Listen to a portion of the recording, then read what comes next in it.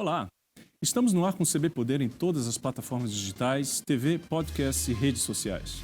Eu sou Carlos Alexandre e você participa aqui com a gente em nossas lives do Correio no Facebook, Twitter ou YouTube. Lembrando que o programa é uma realização do Correio Brasiliense e da TV Brasília. Aqui no estúdio eu recebo hoje o professor Israel Batista, deputado federal do Partido Verde do Distrito Federal. Boa tarde, como vai, deputado? Tudo bem? Boa tarde, Carlos Alexandre. Obrigado pelo convite. É um prazer recebê-lo mais uma vez aqui conosco. Deputado, eu queria começar a nossa conversa de hoje falando da eleição americana, né, e da relação entre o governo brasileiro e esse novo cenário que se desenhou nos Estados Unidos. O governo brasileiro oficialmente ainda não reconheceu a eleição de Joe Biden. É uma posição contrária, digamos assim, ao posicionamento do presidente da Câmara, o Rodrigo Maia, que prontamente já se manifestou sobre a eleição. Eu pergunto, isso atrapalha esse relacionamento entre os dois países? Como é que o senhor está vendo isso? Isso atrapalha, sim, porque na diplomacia não é comum que um chefe de Estado demonstre preferência pela vitória de um candidato de outro país. Isso pode prejudicar as relações internacionais. As relações entre Brasil e Estados Unidos são centenárias e independem dos governantes. E o Poder Legislativo brasileiro, o Congresso Nacional, tem tido que tomar atitudes que não eram comuns. Por exemplo, em 2019, eu fiz parte de uma comitiva da Câmara que visitou Genebra, na Suíça, para fazer uma campanha de diplomacia para amenizar os impactos negativos da imagem ruim do Brasil nos organismos internacionais. Eu me lembro que nós levamos uma bronca de Michelle Bachelet, alta comissária das Nações Unidas para Direitos Humanos, por causa de falas do Poder Executivo.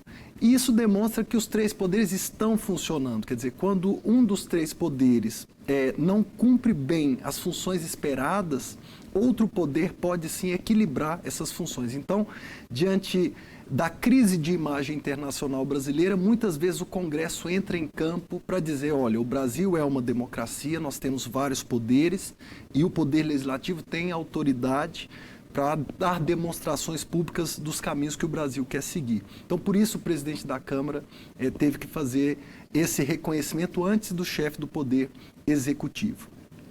É muito perigoso, aumenta o isolamento internacional do Brasil. A gente não pode se esquecer que Viktor Orbán, o líder de extrema-direita da Hungria, já reconheceu Joe Biden.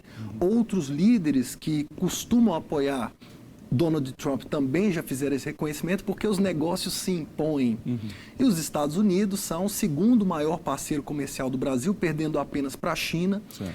É muito difícil que a gente possa abrir mão dos negócios, do comércio, das nossas exportações por motivações político-ideológicas, né?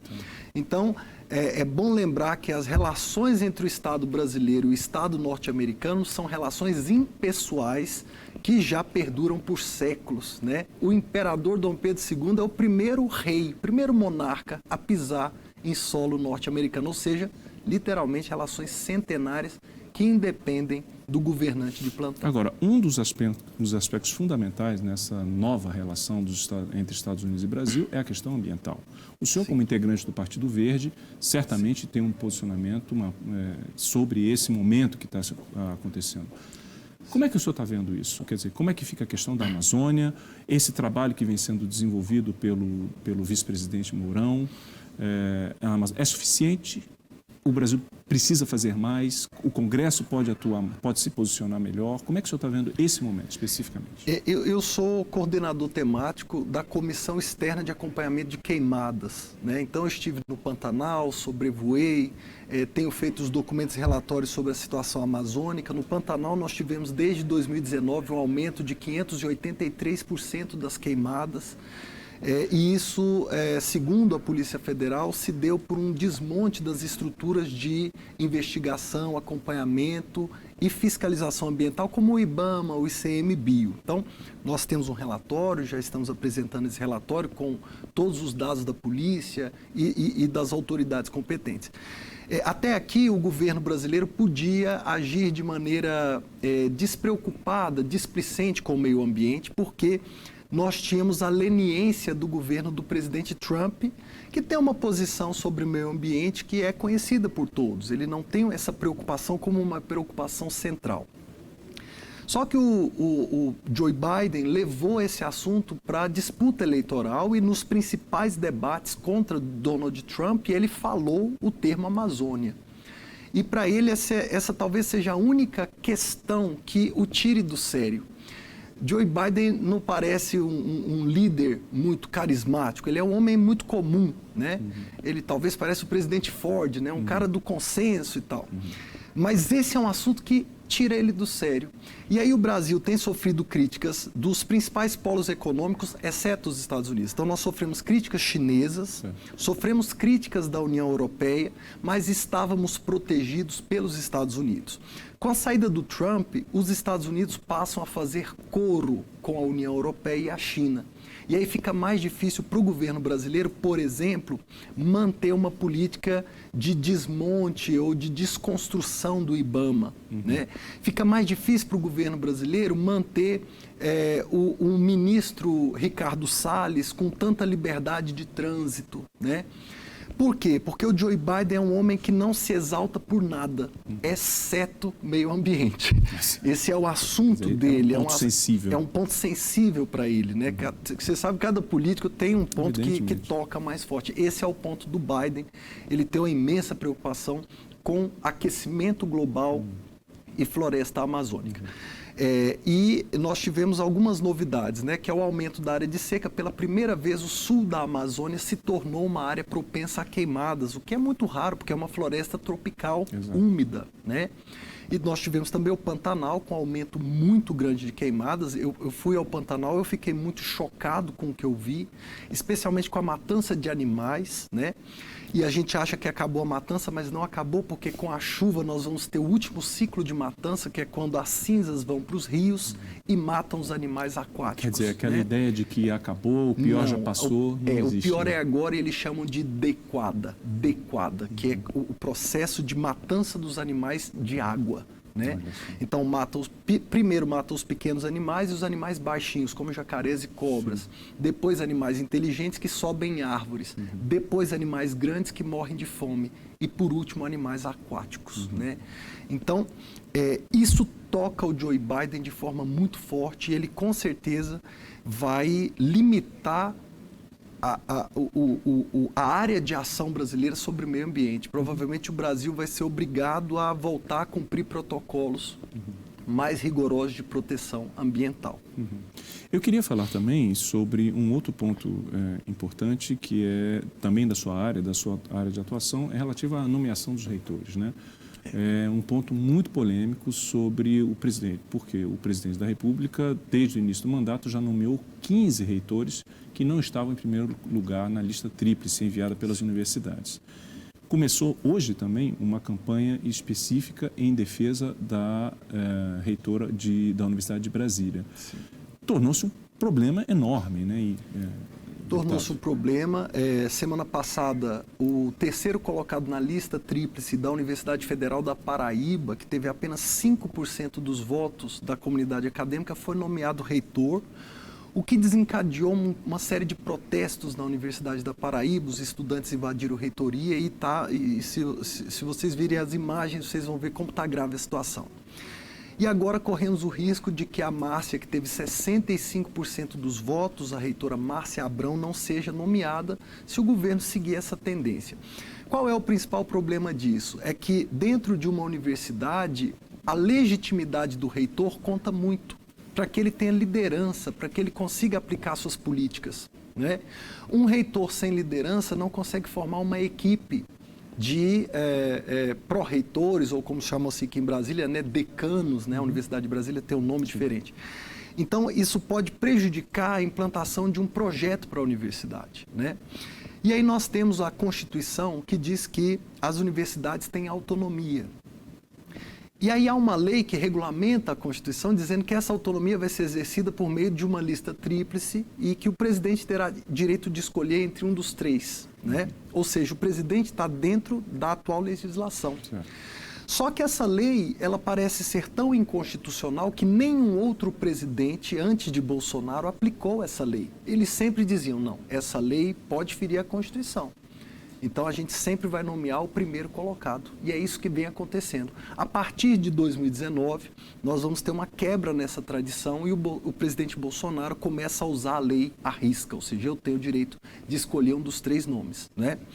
Por conta disso, eu entrei com uma ação direta de inconstitucionalidade movida pelo Partido Verde no Supremo Tribunal Federal.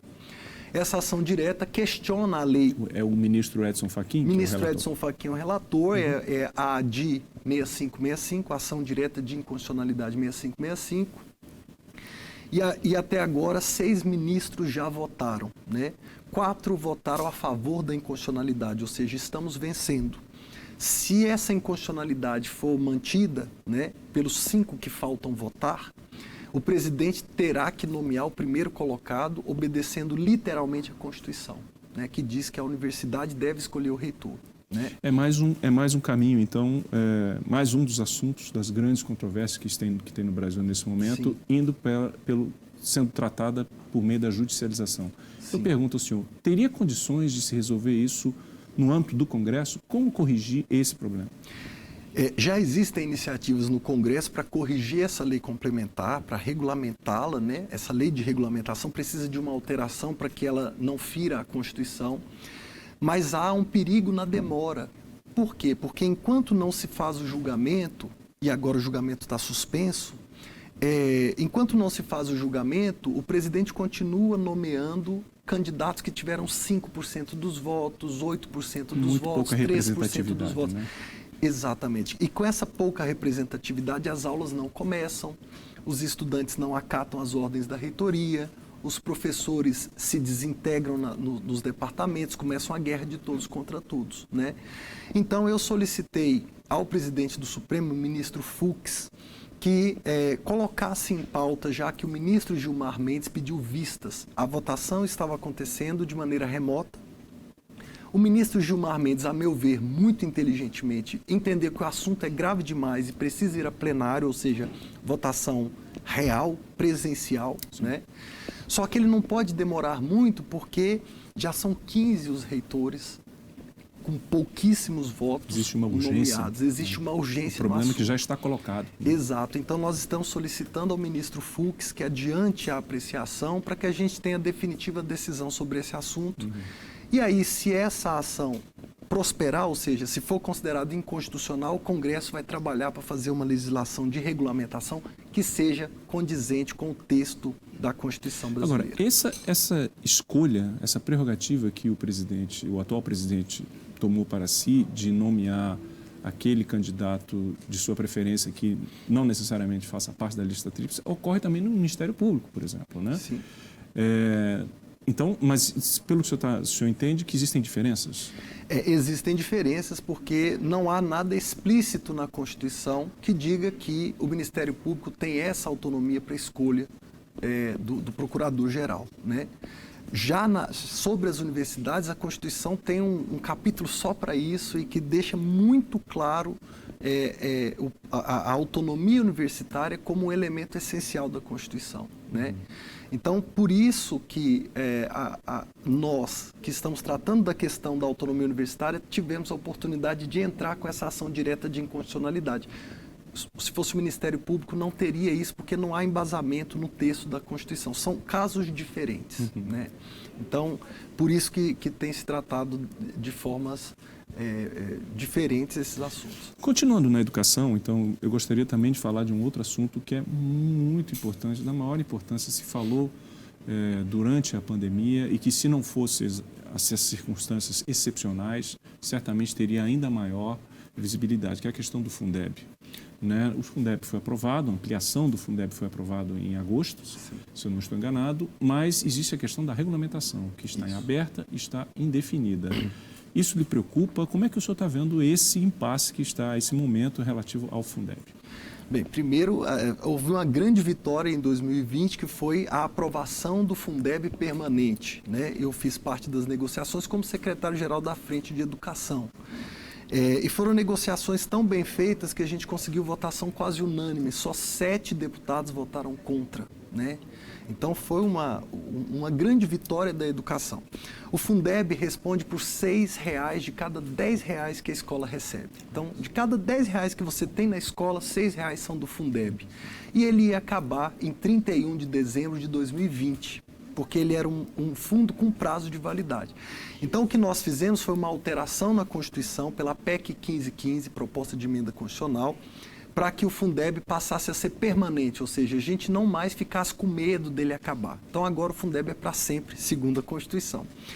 Só que depois que a gente fez isso e a gente estabeleceu as regras gerais, está na Constituição. Agora tem que ter uma lei que detalhe, que regulamente, que diga como vai ser aplicado, quanto cada estado vai receber do governo federal, como é que nós vamos definir a medição da qualidade de ensino, porque 2,5% do Fundeb que vem do governo federal vai ser investido em qualidade. Então, como medir essa qualidade? Ou seja, agora é o detalhamento. Critérios, né? Exatamente. Só que tem um problema.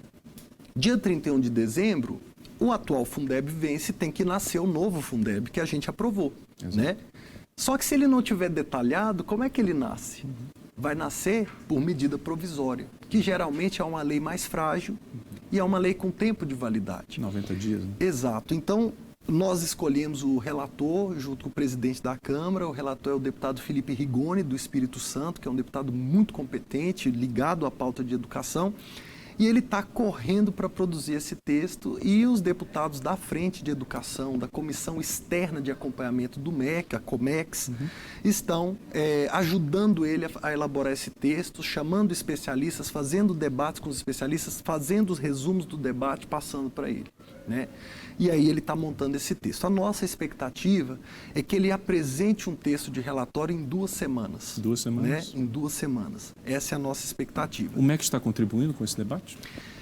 O MEC não participou do debate do Fundeb, né? Participou até 2018, o Ministério da Educação. Em 2019, eles se afastaram do debate do Fundeb. E aí, no início de 2020, o MEC disse que ia apresentar um texto alternativo, mas só que o Fundeb está sendo debatido desde 2015.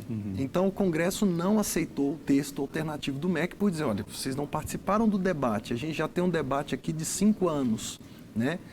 E nós vamos perder tudo que foi discutido. E aí o Congresso tomou a iniciativa, especialmente a bancada da educação, essa frente de educação. E aí a Frente de Educação conseguiu fazer uma articulação com partidos de centro, de esquerda e de direita para aprovar aquele texto.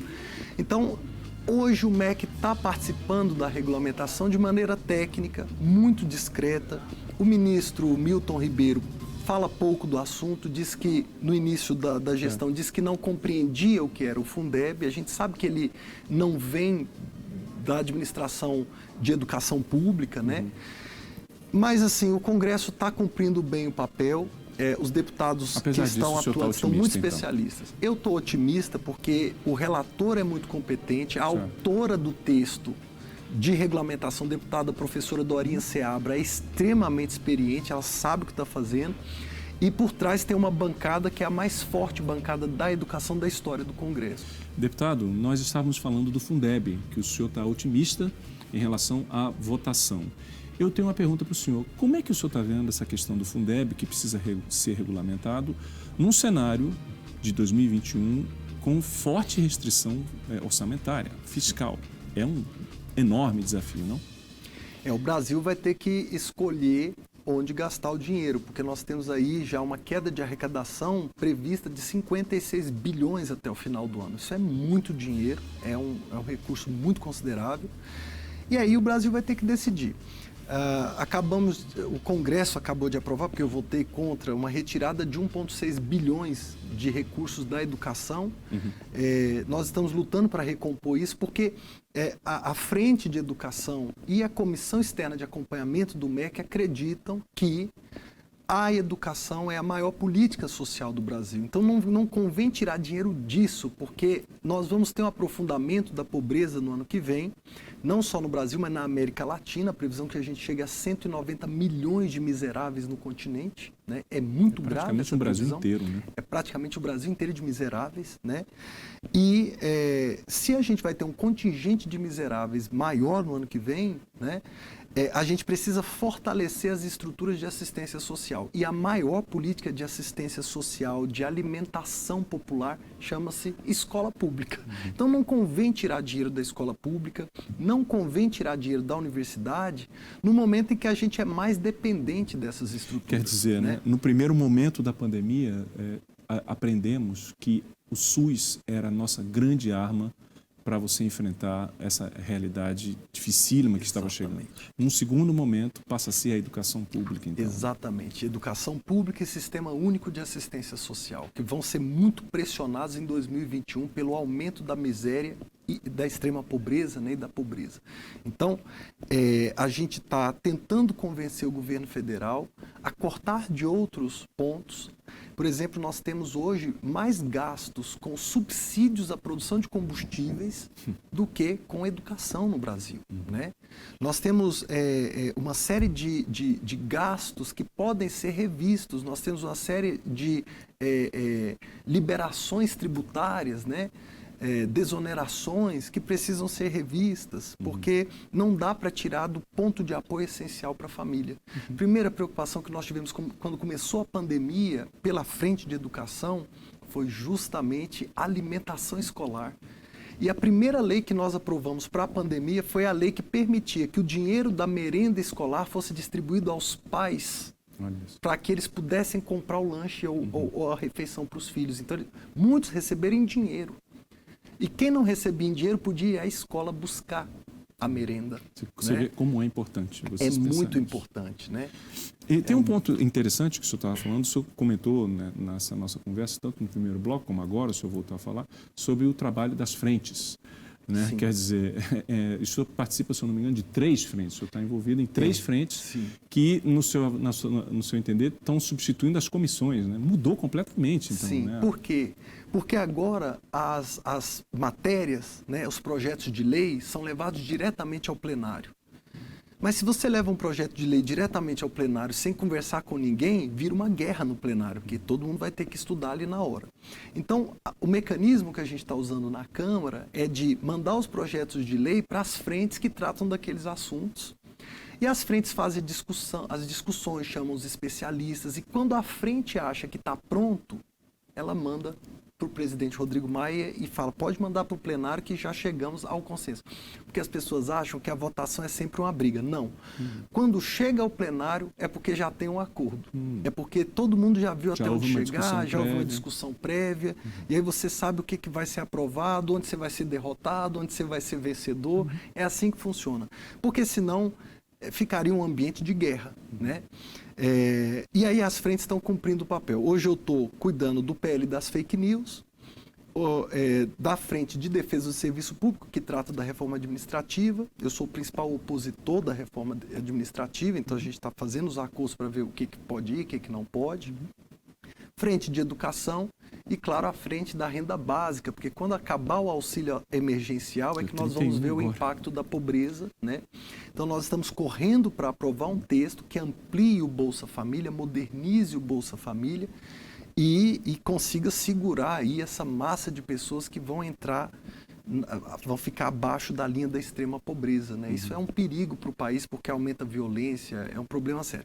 Então o Congresso está mais produtivo do que antes. Olha só. Né? E as pessoas achando que o Congresso está parado, né? Nesse momento ele está parado por causa da eleição, mas ele trabalhou até 2 semanas atrás, né? Então agora ele está mais lento, tem uma obstrução acontecendo, ou seja, quando os partidos dizem que se não votar certo assunto eles não votam nada, né? Mas passado dessa eleição volta ao ritmo alucinante, que foi o 2020 é um ano de recorde de aprovação de projetos no Congresso Nacional, né? Também, claro, pela emergência da pandemia, que fez com que o Congresso tivesse esse senso de urgência para alguns assuntos. Né? E o senhor passa então o dia inteiro no Zoom, então? O dia inteiro no Zoom. Eu estou craque no Zoom e ainda sou professor, então é o dia inteiro ou no Congresso no Zoom ou com os alunos no Zoom. O senhor estava comentando que até mudou a percepção dos deputados em relação ao trabalho presencial, né?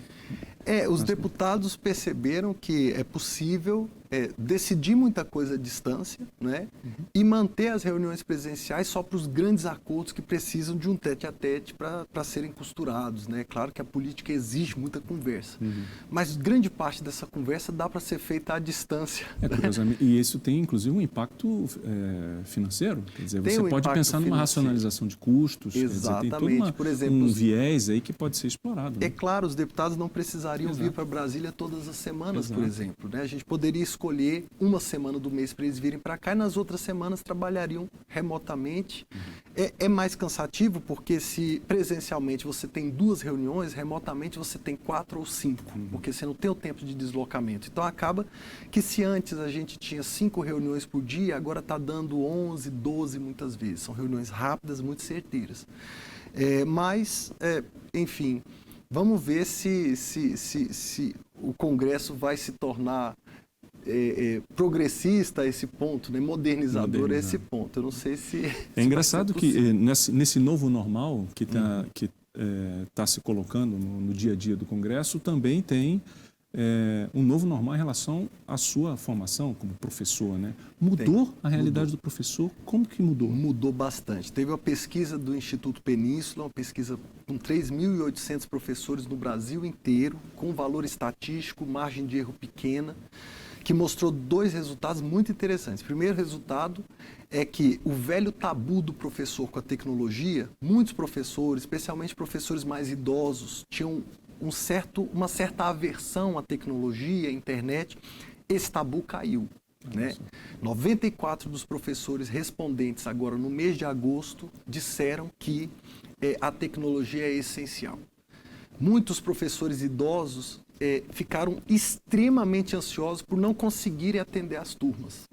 E aí, com esse prazo da pandemia, muitos deles conseguiram algum mecanismo para atender as turmas. É claro que isso não tira o fato de que os 48 milhões de estudantes da escola pública brasileira, 6 milhões não têm nenhum tipo de acesso à internet. Então, a gente não está excluindo isso. Sim.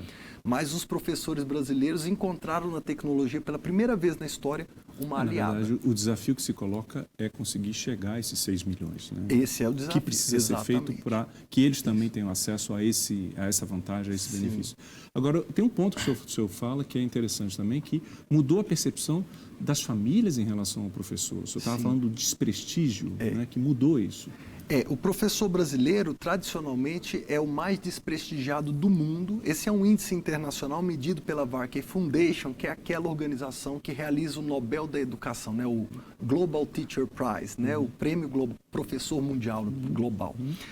E aí, o Brasil é sempre o país que fica em primeiro lugar no ranking de desprestígio social do professor. Ou seja, os pais não querem que os filhos sejam professores, os professores não recomendam a própria profissão aos seus alunos, o professor ganha mal, não é bem visto pela sociedade como alguém que tenha lugar social, né, status social. Importância. Isso, importância, exatamente.